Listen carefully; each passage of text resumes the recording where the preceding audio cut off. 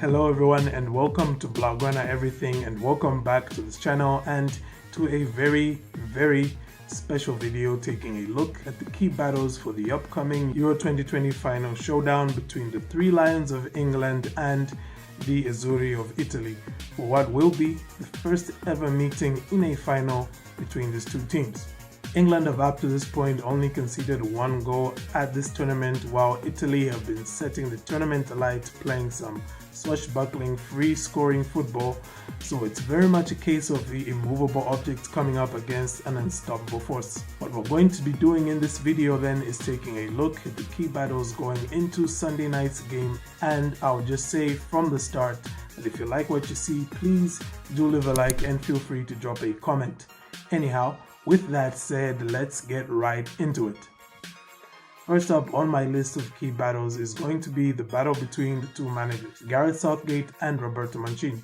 Whereas Italy and England have faced off on no fewer than 7 occasions, Sunday's showpiece will mark the first ever meeting between Gareth Southgate and Roberto Mancini. As such, there is no head-to-head advantage or disadvantage to speak of here for either manager, so the battle between the two gaffers is really going to come down to who can best communicate their ideas to their players. England and Italy, both two of the 5 best drilled teams we have seen at this edition of the Euros, Switzerland, Denmark and Spain being the other teams in my opinion. With that being said, whomever can command and marshal their squads to the best of their abilities will emerge from this matchup victorious. Mancini is of course the more experienced and tactically astute coach. He will no doubt be looking to draw from his vast experience, having already won countless trophies in numerous cup finals, including one at Wembley with Manchester City.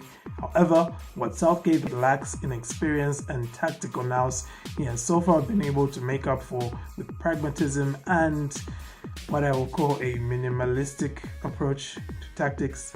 This will definitely be a crucial battle for this game, as whomever holds fast to their methods and their ways will definitely triumph on the night.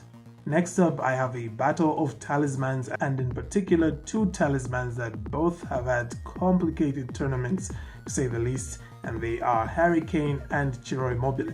Coming out of the group stages, Harry Kane managed a total of 0 goals at the Euros, and going into the round of 16 tie with Germany, he was coming in for some very heavy criticism. But since then, the 2021 Premier League Golden Boot winner sprung into life, scoring 4 times in each of the last 3 matches England have played. By comparison, Ciro Immobile has had an opposite trajectory to Harry Kane, as he started off the tournament by scoring in back-to-back matches, remember, versus Turkey and Switzerland, before being rested for the final group game against Wales. Since his return versus Austria though, Immobile has failed to find the back of the net in all of Italy's knockout fixtures so far. Regardless of their form though, both Kane and Immobile remain their manager's first choice strikers, because both forwards bring so much more than just goals to their team. On their day, both are just as likely to assist a teammate as they are to curl a shot into the top corner from range.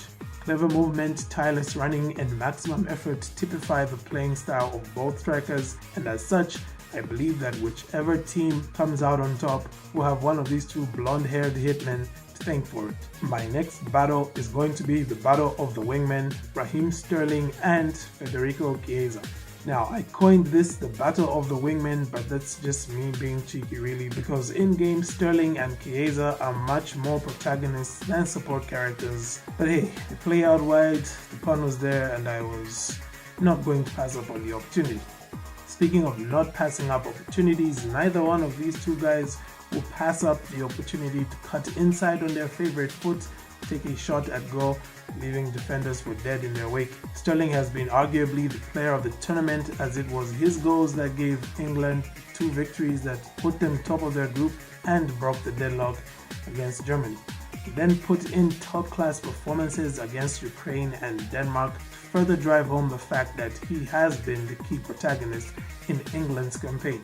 Chiesa, on the other hand, like Harry Kane, did not find the back of the net until Italy's round of 16 tie against Austria. He then followed that up with 2 impressive performances against Belgium and Spain, the latter of which he once again scored in. Whereas he has not been as crucial a player for Italy as Sterling has been for England, he is still very much going to be pivotal in this match. Both Sterling and Chiesa have served as reliable ball carriers on the break and creative outlets up against a deep block. However both teams set up, these two men would definitely play a key role in proceedings. You can definitely bank on that.